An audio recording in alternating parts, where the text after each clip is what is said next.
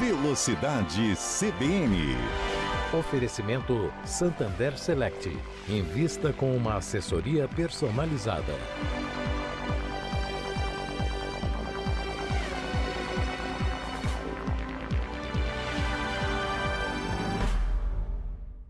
Sejam muito bem-vindos a mais um Velocidade CBN, o seu podcast sobre Fórmula 1 e automobilismo. Está no ar a edição dessa segunda-feira, dia 2 de junho, pós-corrida de um GP da Espanha movimentadíssimo, que terminou com mais uma vitória do líder do campeonato da Fórmula 1, o Oscar Piastri, mas ficou marcado muito mais pelas ações do Max Verstappen, o atual tetracampeão, que gerou muita polêmica. Eu sou o André Neto, sou apresentador do programa. Hoje conto com a participação do nosso grande convidado, Christian Fittipaldi, e também do meu colega Marco Celestino, aqui da revista Auto Esporte. Christian, seja muito bem-vindo, obrigado pela participação aqui com a gente nessa edição do Velocidade CBN. Você que já correu de Fórmula 1, já correu de Fórmula Indy, já correu de estoque, já correu de praticamente todos os tipos de carro que tem aí no automobilismo. Queria te ouvir o seu destaque inicial desse GP da Espanha. Eu falei da vitória do Piastri, do líder do campeonato. A gente estava aqui um pouquinho antes da gravação conversando sobre o Max Verstappen e o duelo dele com o George Russell, a batida proposital em cima do britânico depois. Queria já abrir com você falando sobre todas essas polêmicas da Fórmula 1, o que mais te chamou a atenção nessa corrida bem movimentada em Barcelona. Tudo bem, Christian? Tudo jóia? Já de cara me jogar contra a parede. Sim, exato. André, Marcos, amigos da CBN, tudo bem? Bom, enfim, começando pelo Grande Prêmio, McLaren, meio que aquilo que já estava todo mundo esperando, o Piastri fez uma grande corrida. Se eu tiver que dar uma nota para o Piastri, 0-10, eu acho que esse final de semana, de uma maneira geral, até treino, classificação e depois a corrida, 10.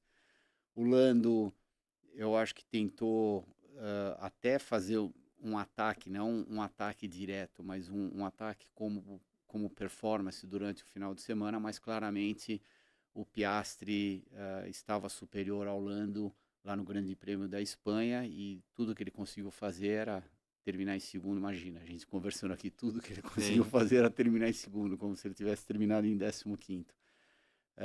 E daí tentar minimizar ao máximo essa potencial disparada do Piastri no campeonato, que agora apesar dele estar alguns pontos na frente do Lando, eu também acho que ele tem uma vantagem muito grande psicologicamente em cima do piloto inglês.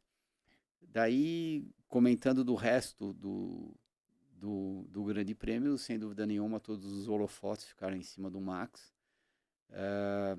pela atitude dele no final da corrida.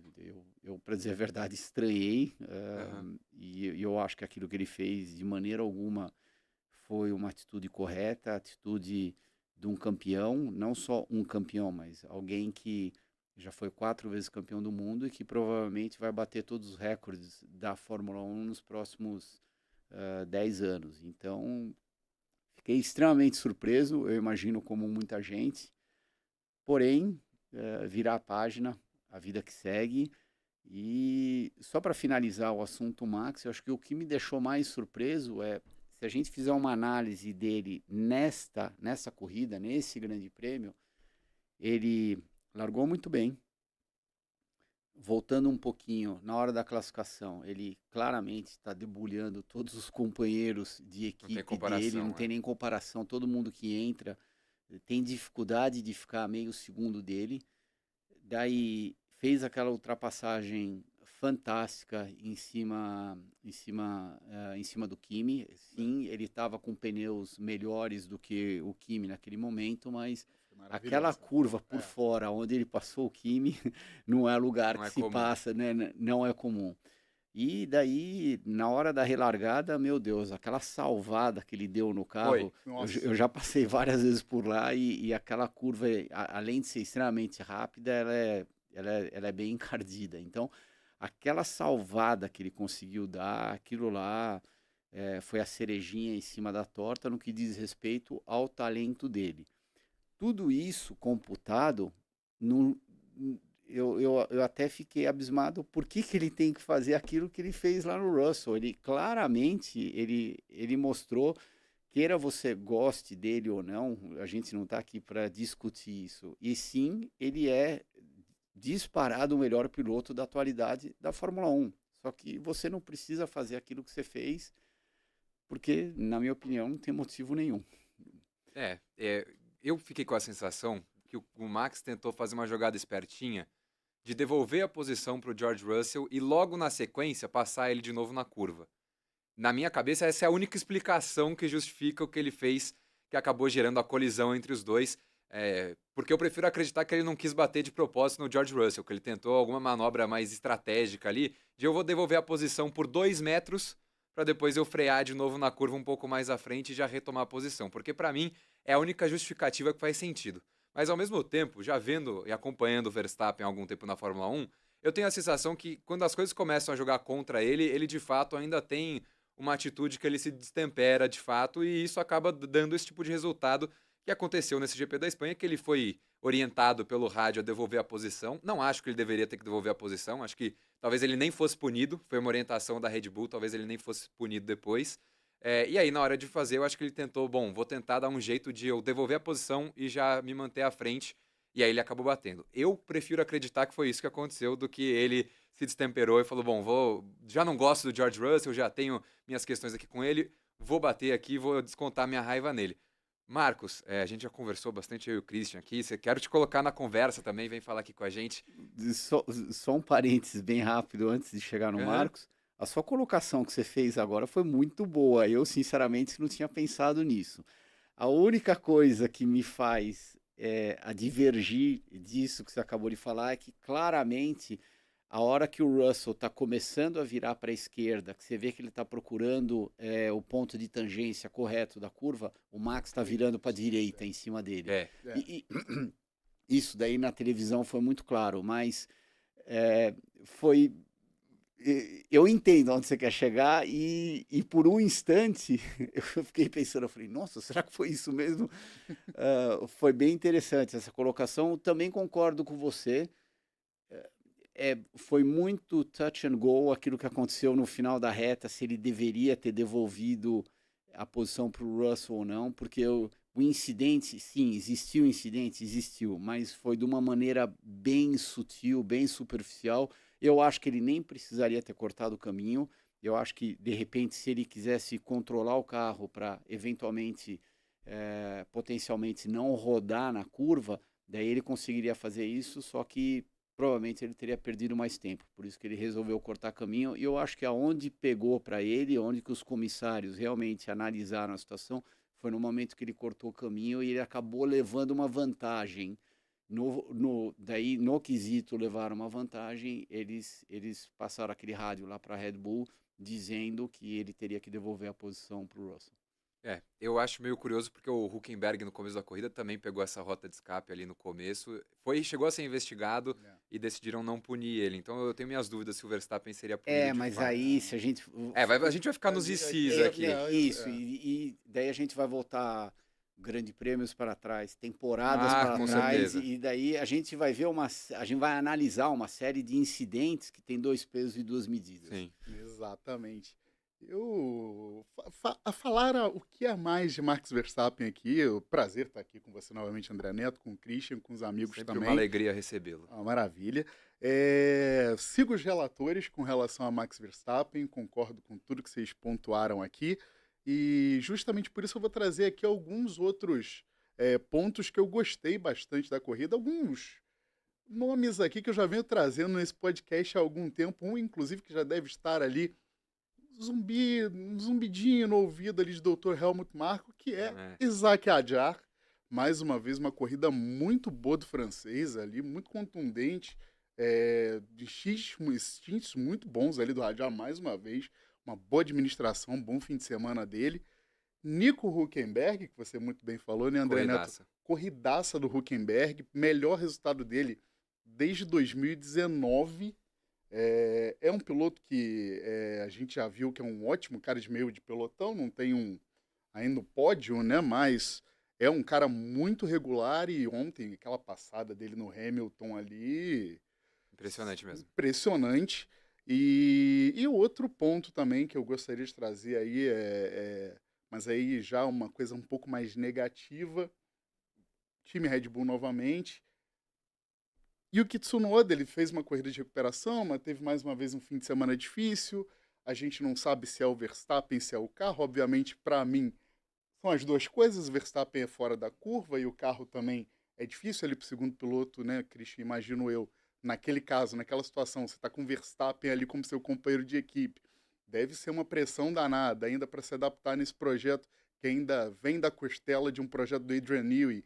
Então, deve ter ali alguma questão para o segundo piloto também enfrentar nesse carro da Red Bull.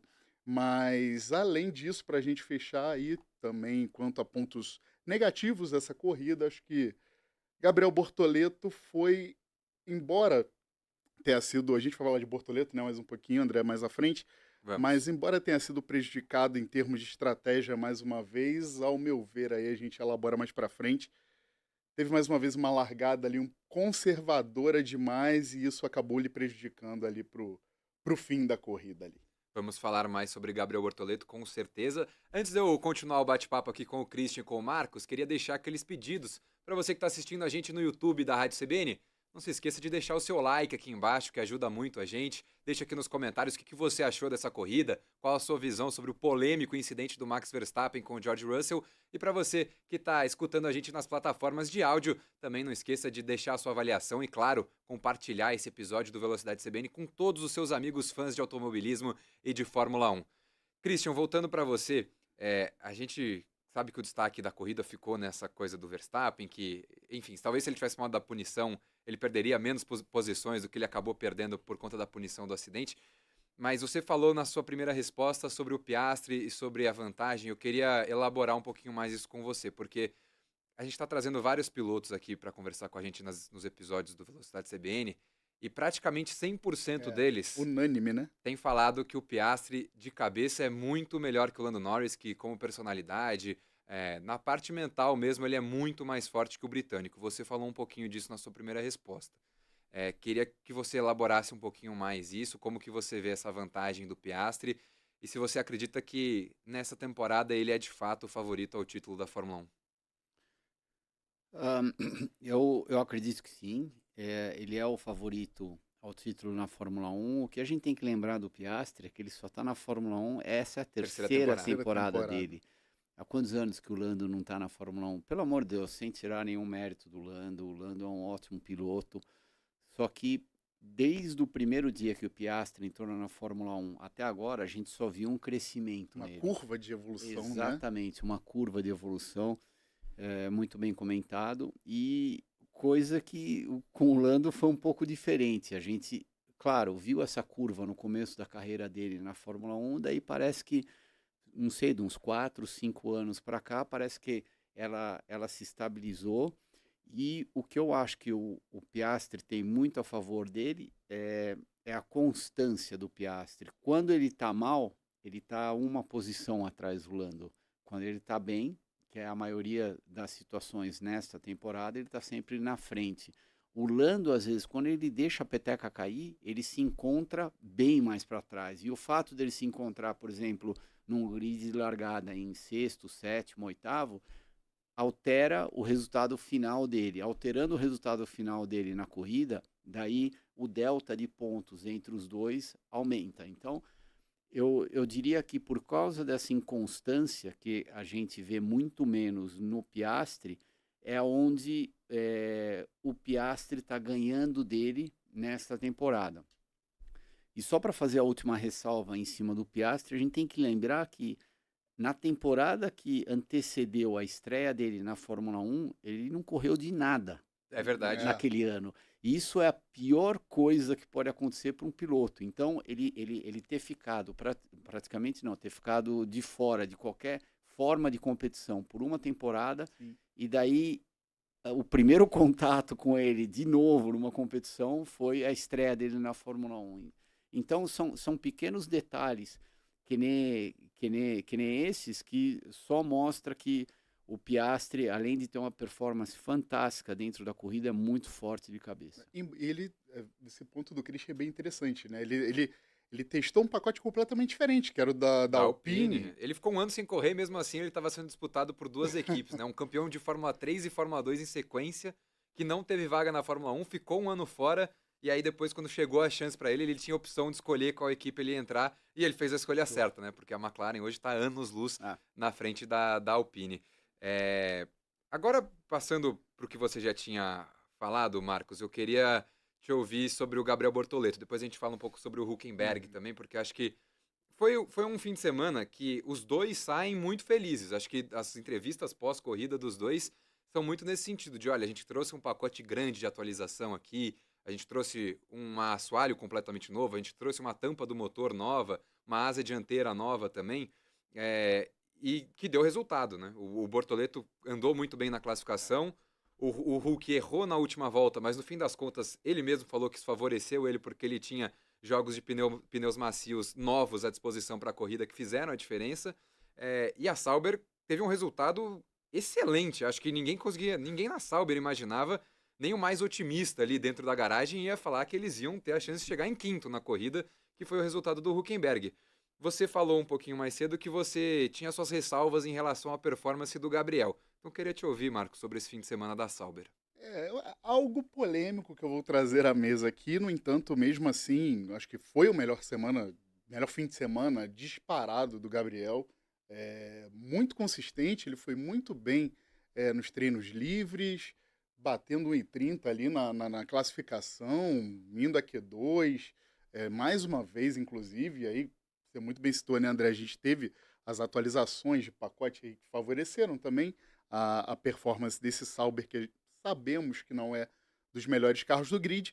No entanto, além dele não ter ali, né, ele tinha um composto a menos que o Hülkenberg, e também eu acho que aí isso acabou prejudicando muito o Bortoleto na corrida, principalmente em termos estratégicos. Mais uma vez, eu acho que o Bortoleto, principalmente, aí o Christian, por favor, me corrija, porque você é o único aqui nesta mesa que já esteve lá. Mas acho que ele tem se mostrado muito conservador, e isso ele traz desde a base. Ele é muito conservador na largada. Ele é um cara que ele tenta fugir do problema, principalmente quando está no meio do pelotão. Ao tentar fugir do problema, você tentar mitigar o problema ali logo na saída ali, tudo bem. Você acaba se mantendo, foi o que aconteceu com ele permaneceu em 12º, porém o Hülkenberg, que é um cara muito mais agressivo e tem um tempo de reação muito bom de largada, já ultrapassou logo no início da prova, e isso fez, obviamente, com que os engenheiros da Sauber deliberassem e, obviamente, primassem, né, priorizassem pelo alemão ali durante o prélio, durante a corrida. Então, acho que tudo bem, a Sauber, mais uma vez, não deu ao Bortoleto condições adequadas em termos estratégicos, mas ele ali na largada teve esse probleminha, essa pequena pendenga que eu acho que foi excesso de conservadorismo. Porém, o final de semana dele, no geral, foi excelente. E o do Hülkenberg nem se fala, né? Pelo amor de Deus, em 5º lugar, melhor resultado do cara desde 2019. E imagino que o pessoal do grupo Volkswagen... Melhor resultado da Sauber desde 2022 em Imola, quando ainda era a Alfa Romeo e o Bottas chegou em 5º. Imagina o grupo Volkswagen agora pensando, nossa, estamos bem, né? Mas calma que não é assim. Christian, queria te ouvir sobre o Gabriel também, esse início dele na Fórmula 1. Acho que eu sobre a estratégia da Sauber, eu fiquei com a sensação de que eles queriam inicialmente fazer uma parada só, quem sabe, por isso que esticaram a primeira parada dele. E aí ele ficou na pista com aquele jogo de pneus macios que não estava rendendo mais. E aí depois eles viram que não ia dar para levar aquele médio até o fim da prova, que não ia ser sustentável. E o Hülkenberg, que partiu direto para a estratégia de 2 paradas, acabou tendo uma sorte melhor nesse sentido. Mas queria te ouvir sobre esse início do Gabriel, isso que o Marcos falou também, se você acha que ele está sendo um pouco conservador demais nas largadas dele. E como que você vê essas primeiras 9 corridas do Gabriel, ele tendo o melhor resultado dele agora nesse último domingo? Bom, vamos começar pela Sauber. Adoraria ter visto um Gabriel terminando em 5º e um Hülkenberg terminando em 12º. Só que, por um motivo ou outro, não foi o caso. O Gabriel tem feito corridas boas? Sim, tem feito corridas boas. você perguntar para mim, você acha que bom vai ser o suficiente para ele ter uma carreira brilhante na Fórmula 1? Não, eu acho que não. Eu acho que, como ele mesmo disse no nosso podcast, ele tem que praticamente ser um ET. Então ele tem que estar gerando performances fora da curva, como se a gente for fazer uma análise de todos os outros grandes da Fórmula 1, foi exatamente a mesma coisa com todos. Eu acho que no momento ele está na parte de cima do funil, onde ele tem espaço para errar, acertar, para se entender, para poder aprender sobre a Fórmula 1, só que lembrando que esse funil ele vai estreitando ao longo do tempo, e é claro que as pessoas que estão diretamente ligadas a você na equipe e outras equipes que estão de olho em você, eles estão esperando performance, eles estão esperando algo fora da curva para você poder gerar interesse, não só para permanência numa futura Audi quando realmente entrar para valer, ou até mesmo, de repente, ir para outro lugar, porque por um motivo ou outro não está funcionando. Então, repito, ele tem tido corridas boas? Sim, ele tem tido corridas boas, mas ele tem tido corridas ótimas? Não. Eu acho que ainda falta um pouco. É muito fácil a gente fazer uma análise, ele foi conservador aqui, ele foi isso lá, porque a gente não está lá dentro. E eu sei que quando você está lá dentro, a viola toca afinado. É bem diferente do que quando você está fora. Agora, eu espero que nessas situações que estão acontecendo, tanto na Austrália, no primeiro Grande Prêmio, que o Hulk terminou em 7º, ok, um pouco ele teve um pouco de sorte de estar no lugar certo, na hora certa, a Sauber fez uma ótima estratégia, mas agora na Espanha, ele andou. Sim, condições normais, pista seca. Ele andou, exatamente, condições normais, não teve nada mágico na corrida, então nada que de repente tenha colocado ele lá na frente, daí ele não teve tempo suficiente para perder as posições e voltar para trás, porque logo depois encerraram a corrida, muito pelo contrário, da onde ele largou, ele só foi subindo o Grande Prêmio inteiro. Então, eu acho que é um pouquinho disso que falta no Gabriel. É lógico que ele está num período ainda onde ele acabou de entrar, ele está aprendendo, está todo mundo, de uma certa maneira, eu já estive lá, eu já passei por isso, eu sei como é que é, fazendo vista grossa em cima de tudo que você está fazendo. Então, a partir, não sei, da metade da temporada para frente, você pode ter certeza que vai ser um pouco diferente. E, naturalmente, não só a equipe dele, mas as outras equipes vão começar a exigir um pouquinho mais do Gabriel. E se ele não conseguir performar, daí é óbvio que a situação não vai ser tão favorável para ele. Mas a gente espera, claro, como brasileiro, como torcedor, que esse não seja o caso. Você falou sobre o Hulk, que ele não teve nada mirabolante nessa corrida. Acho que a única coisa de sorte que talvez tenha colocado ele um pouco acima foi o safety car no fim da corrida, e ele deu sorte que ele era um dos últimos pilotos a não ter tomado a volta ainda. Então ele conseguiu parar de novo nos boxes para colocar um jogo novo de pneu macios. Mas assim, foi uma diferença de terminar em 8º para ele conseguir o 5º lugar. Então, pronto, você falou tudo. Ele ia pontuar. Exatamente. Só ficou um resultado muito mais inflacionado e fora do espectro da Sauber mesmo. Mas qualquer piloto que está na Fórmula 1 precisa ter sorte. Ah, sim. Então, qualquer um. A gente pode voltar desde os grandes, desde a época do Fangio, enfim. E daí, é claro que o talento está sempre envolvido, está associado a uma organização forte, muda a vida do piloto, sem dúvida nenhuma, mas é aquilo que a gente já comentou várias vezes, tá no lugar certo, na hora certa e ter a estrelinha em cima de você, não só para automobilismo, mas eu diria que para qualquer profissão. E se temos um piloto nesse grid que não pode reclamar de timing, na verdade pode reclamar de timing, é o oposto, é Nico Hülkenberg. Ah, sim. Eu acho que um dos pilotos, ele tem toda aquela história, né, do pódio, que ele nunca conseguiu pódio, mas o fato dele estar na Fórmula 1 até hoje com 36 anos, se eu não estou enganado... Tem um motivo para isso. Exato, é isso. Então. Assim, ele nunca teve um carro para ter pódios com consistência. Acho que ele teve 2 oportunidades claras na carreira. Estava liderando aqui em Interlagos e sofreu aquela... Seria muito fácil o pessoal querer se descartar do Hülkenberg, mas por um motivo ou outro ele sempre acaba voltando. E uma das situações que mais me impressionou nele foi quando ele estava fora da Fórmula 1. Eu não lembro se ele chegou a estar temporada. Acho que ele estava 6 meses fora da Fórmula 1. Daí foi em Silverstone. Na pandemia. Isso. Daí teve aquele. Foi na Aston Martin? Foi primeiro na... Não, acho que foi na Force India. Acho que era Racing Point. Acho que era Racing Point naquela época, que ele voltou e classificou em terceiro. Foi terceiro, né? Eu acho que foi um pouquinho mais para baixo, mas eu não tenho certeza. Mas foi uma baita classificação. Não, eu acho que foi terceiro. Ele pontuou, inclusive. Eu não lembro se ele pontuou no fim, mas... o apelido do Nico Hülkenberg. Isso, exatamente. Tudo, mas eu não lembro. Mas aquela corrida, porque ficar de fora, você perde um pouco da finesse.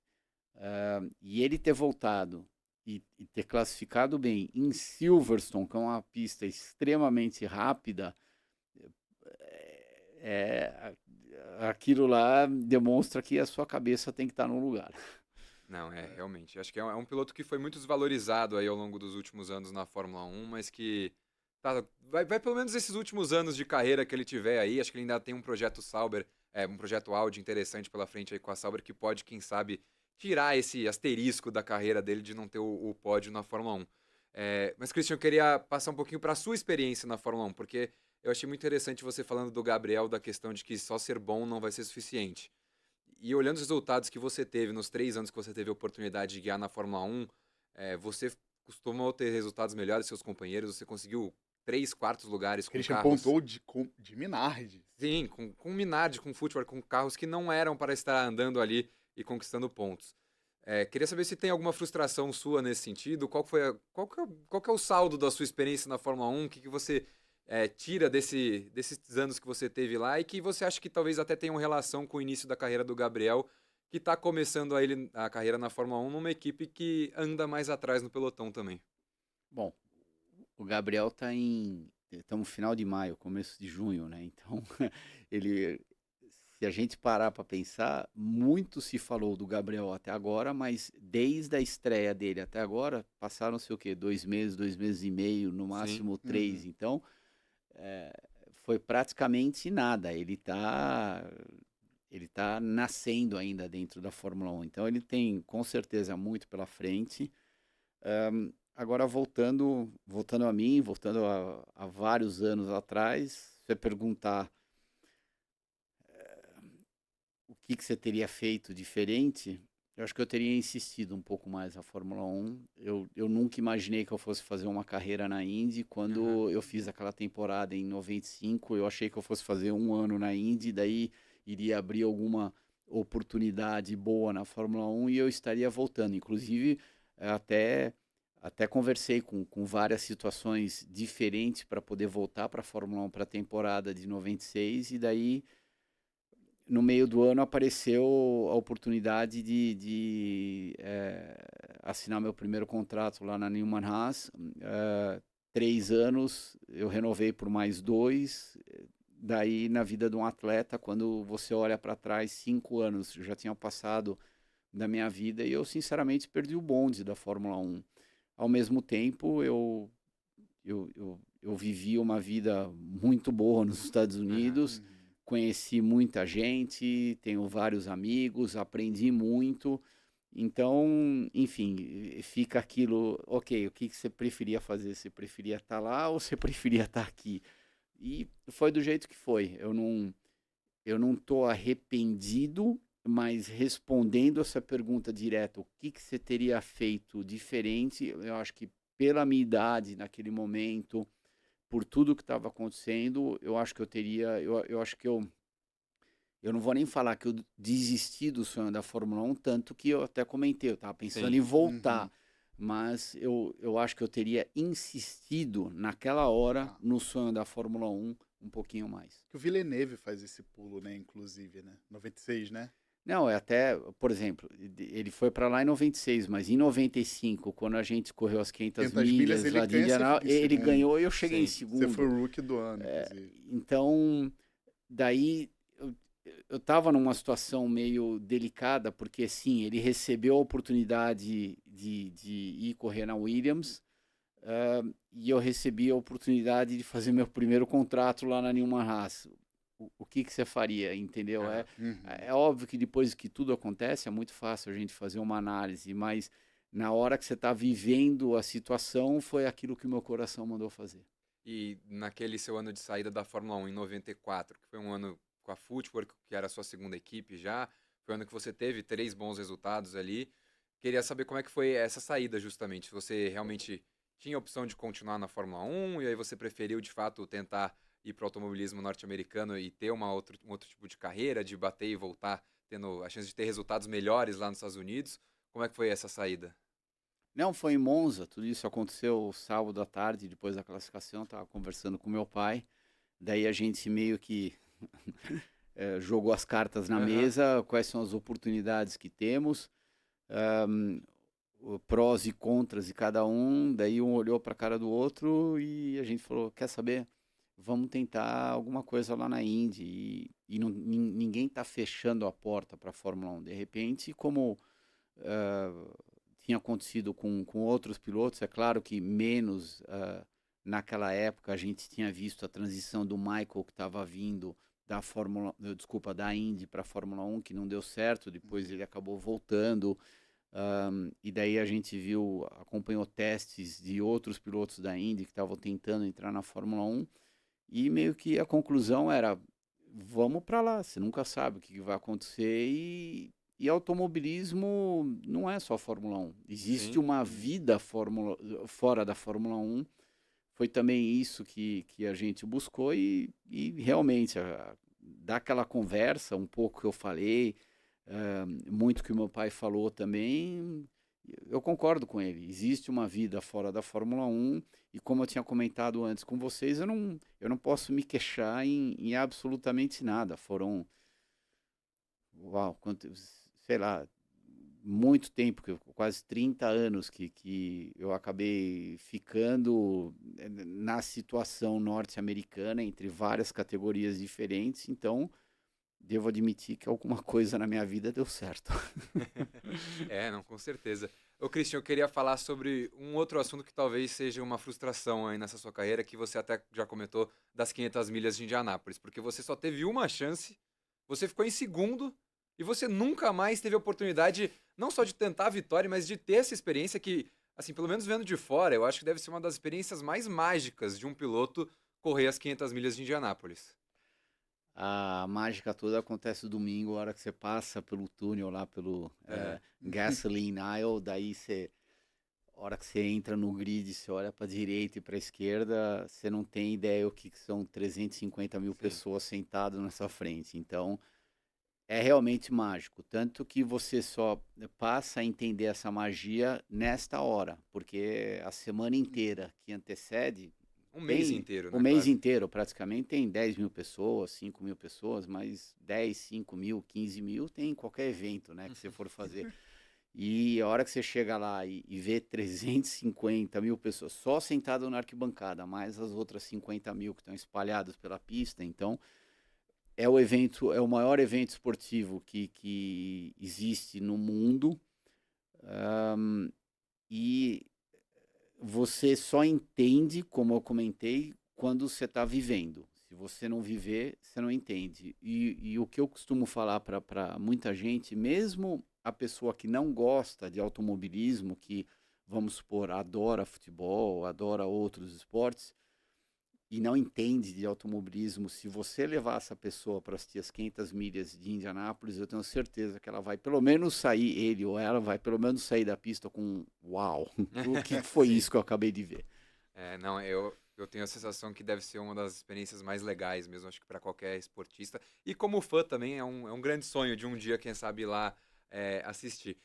Você falou também sobre essa questão da transição dos pilotos da Indy para a Fórmula 1. Queria te perguntar sobre isso, porque eu tenho a sensação que era uma porta muito mais aberta antigamente e que hoje em dia ficou muito mais fechada. Acho que tem uma questão também de diminuição de vagas na Fórmula 1, isso pesa também, mas acho que antigamente os chefes da Fórmula 1 olhavam muito mais para a Indy como uma piscina de talentos ali, para eles pescarem algum outro piloto, puxarem alguém de lá. Recentemente teve muita fala do Palou, quem sabe testar na Fórmula 1. Colton Herta Colton também, Herta é né? um nome para Cadillac para o ano que vem.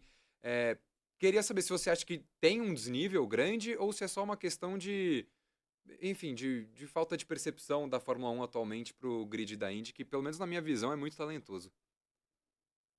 Eu acho que em alguns aspectos é até mais apertado o grid Pode da ser. Indy comparado com o grid da Fórmula 1. Se bem que hoje em dia o grid da Fórmula 1 está bem apertado, mas é bem diferente da minha época. A minha época, do começo do grid até o final, tinha às vezes 4 segundos de diferença, 3 segundos e meio. Hoje em dia é 1 segundo e meio, então tá todo mundo bem mais próximo. Mas, por exemplo, eu estava até sábado na prova da Indy, assistindo a classificação da Indy em Detroit. E os 6 primeiros, os 6 primeiros estavam numa diferença de 1 décimo e meio. Então É muito pouca coisa. é muito pouco. É realmente muito apertado.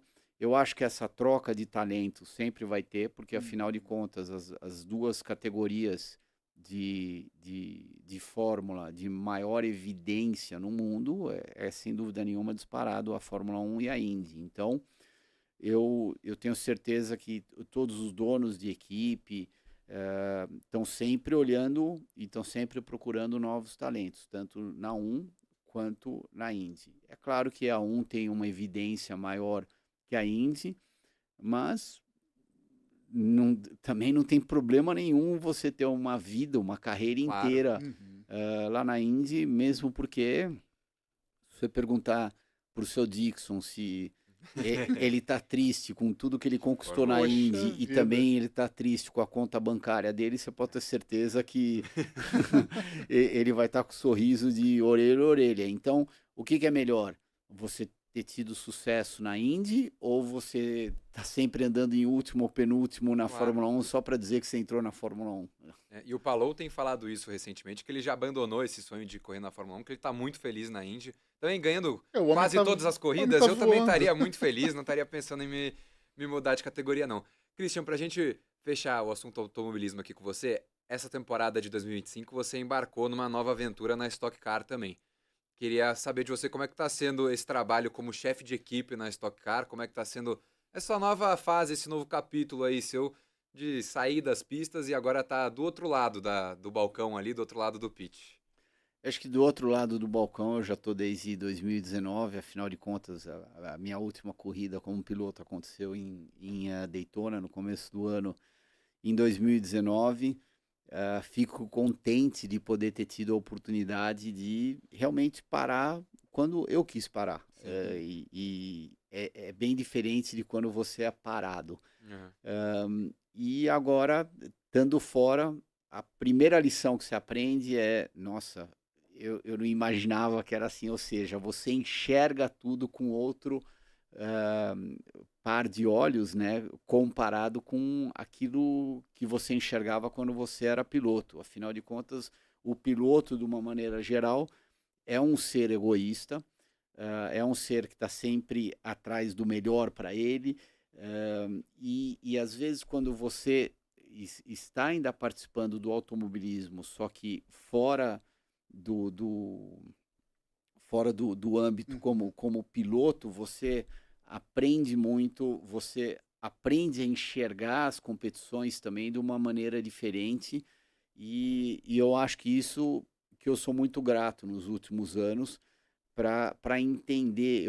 Por exemplo, hoje em dia, se eu pudesse voltar 20, 25, 30 anos para trás e falar assim, com teu conhecimento hoje em dia, você teria sido um piloto melhor? Sem dúvida nenhuma. Mas até aí a gente pode falar isso de qualquer profissional na sua área. O desafio ainda existe, é claro, só que é um desafio diferente do que eu já tive no meu passado. E eu acho que esse desafio está sendo muito legal. O Attila, no momento que ele montou a escuderia Bandeiras, ele claramente tinha ambições muito grandes. Eu acho que a gente conseguiu, primeiro, o nosso primeiro passo foi estar em Interlagos com claramente uma estrutura diferenciada dos outros, aquilo que ele está tentando fazer. Daí fomos para Cascavel. Cascavel já começaram aparecer alguns bons resultados. A gente está no nível que a gente gostaria de estar? Sem dúvida nenhuma que não estamos ainda, mas todo dia a gente está se conectando melhor, está aprendendo melhor e está tentando desenvolver o nosso produto da melhor maneira possível. Agora estamos indo esse final de semana lá para o Velopark e eu acho que com o aprendizado da primeira e da segunda corrida, eu tenho certeza que a gente vai ter ótimos resultados a partir da próxima prova. É um ano de muitos inícios para vocês na Stock Car, né? Não só da equipe em si, da escuderia Bandeiras de vocês, mas também da competição no geral, que teve muita mudança de carro. Não, e também o carro, isso. Então, eu acho que a categoria entrou numa fase muito boa, foi essa transição do carro velho para o carro novo, ela não foi suave, quero deixar bem claro, mas eu acho que ela tem um potencial gigantesco. A Stock Car é claramente a categoria mais profissional e a maior categoria do automobilismo brasileiro. E eu acho que ela tem nas mãos, com esse carro novo, meio que um pote de ouro. Se esse pote de ouro for conduzido da melhor maneira possível pelos profissionais, eu tenho certeza que os próximos 5, 8 anos com esse carro novo, eu acho que a gente vai ter uma Stock Car brilhante na nossa frente. Legal, Christian. Só então, antes da gente encerrar, a gente vai agora fazer um pequeno pit stop. Então eu vou me despedir do Marcos Celestino, meu colega da Autosport. Marcos, mais uma vez, muito obrigado pela participação, amigo. Obrigado, sempre um prazer estar aqui com vocês. A gente vai trocar agora as posições aqui, aquela troca de pilotos que a gente tem em corridas de endurance e de longa distância. O Marcos vai deixar a cadeira dele aqui para a gente trazer o Fernando Bovo, que é nosso parceiro aqui do Geleb. Ele vem fazer algumas últimas perguntas aqui para o Christian. Fernando Bovo está aqui com a gente. Fernando, bem-vindo mais uma vez. Sei que você tem algumas perguntas bem interessantes para fazer para o Christian aqui para a gente fechar o podcast. Maravilha. Christian, muito prazer. Queria falar com você sobre investimentos. Essa é a conversa agora. Muita gente acha que o piloto decide sozinho quando está correndo, né? Quando está disputando uma prova. Enfim, na verdade tem todo um time de especialistas por trás, técnicos, analistas, engenheiros. Eu queria saber como é que é na tua vida financeira. Você conta também com o apoio ali de especialistas, de analistas, ou você toma suas decisões sozinhos? Como é que funciona isso? E o que você acha da importância, né, desses especialistas para um bom resultado final ali? Eu acho fundamental você estar assessorado por uma equipe. Vamos fazer uma analogia até muito simples e rápida e também uma analogia atual. O Max, a decisão final dentro do carro provavelmente é dele. Agora, o input que ele tem antes da largada de uma corrida de várias pessoas de áreas diferentes da equipe, você pode ter certeza que pesam demais na decisão final dele. Então, você está assessorado sempre por grandes profissionais, eu acho que fundamental, e nunca demais. Se você souber filtrar toda a informação na vida de qualquer ser humano, nunca demais. Mas para você tomar a decisão é importante você ter as informações, né? Tá, não, assim, óbvio, bem óbvio. Respaldado, né? Sim. E quando você está correndo, a gente sabe que cada momento você tem que tomar ali uma decisão, enfim. Tem hora que você precisa ser mais agressivo, tem hora que você precisa segurar um pouco mais, tem hora que você tem que acelerar, tem hora que você tem que frear. Como é que você vê isso na tua vida financeira? Você consegue manter a calma, por exemplo, quando tem que manter? Você consegue tomar a decisão, correr risco quando precisa correr? Como é que é isso? Eu acho que é muito claro.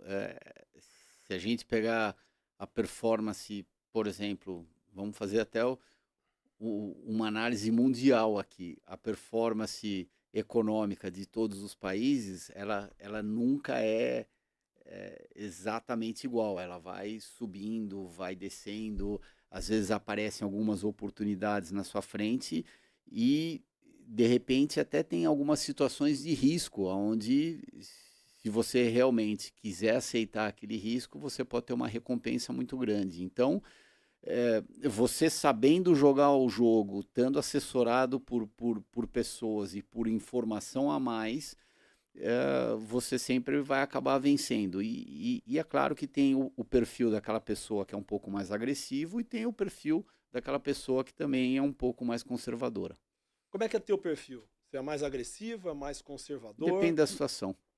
Eu acho que, de uma maneira geral, 70% conservador, 80% conservador, mas eu também gosto de, às vezes, ter dificuldade para dormir à noite. Maravilha, Christian. Muito obrigado, viu? Imagina, obrigado a vocês. Bom, gente, com essas últimas perguntas do Fernando Bovo, a gente encerra o Velocidade CBN de hoje. Quero agradecer muito ao Christian Fittipaldi pela presença, pelo bate-papo aqui com a gente, ao Marco Celestino da Auto Esporte que esteve com a gente hoje e, claro, ao Fernando Bovo. Não posso esquecer também dos meus colegas da equipe técnica, Juliano Fonseca, Débora Gonçalves, do Cauã, que está aqui com a gente também, colocando esse programa no ar para vocês. Reforço uma última vez, você que está assistindo a gente no YouTube, não se esquece de deixar o seu like aqui na saída do programa, de deixar aqui nos comentários o que você achou do episódio de hoje, do Max Verstappen na Espanha, da carreira do Christian, da etapa nova dele na Stock Car. Deixa aqui nos comentários a sua opinião, que a gente quer saber. E claro, não se esqueça de se inscrever no canal da CBN para você não perder nenhum episódio do Velocidade CBN e ficar bem atento também no restante da nossa programação. E para você que ouviu a gente nas plataformas de áudio, não se esqueça de deixar a sua avaliação e de compartilhar esse episódio com todo mundo, com amigos, família, todo mundo que gosta de automobilismo e de Fórmula 1.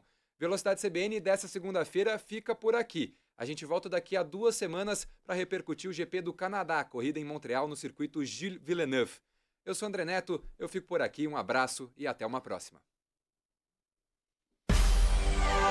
Velocidade CBN. Oferecimento Santander Select. Invista com uma assessoria personalizada.